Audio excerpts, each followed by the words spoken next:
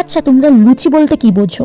ওই ফুলকো লুচি, গোল গোল, তাই তো? আজকে তোমাদের এমন একটা লুচি দেখাবো যেটা গোল হয় না। এবার জানি তোমরা কি বলবে, এবার বলবে লুচি আর গোল হয় না, এটা আবার কি, তাই তো? আজকে আমি তোমাদের 3 কোণা লুচি বানানো শেখাবো। এই লুচি বানানোর জন্য সেম টু সেম উপকরণই লাগবে। গোল গোল লুচি বানাতে যা যা উপকরণ লাগে, এই 3 কোণা লুচি বানাতেও কিন্তু তাই উপকরণ লাগে। 3 কোণা লুচিটা কেমন শুনতে লাগছে না? তাই আমি এই লুচিগুলোর নাম দিয়েছি ত্রিভুজ লুচি।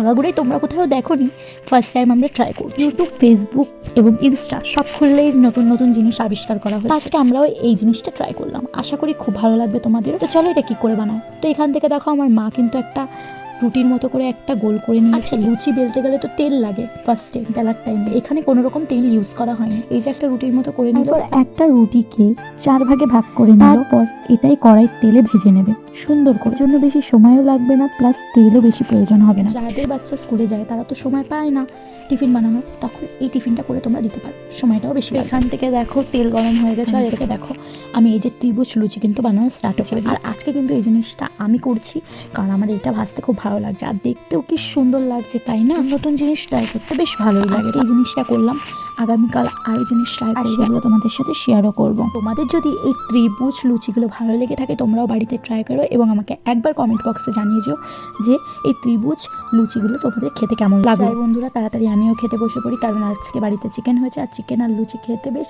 ভালোই লাগে। তো টাটা বন্ধুরা।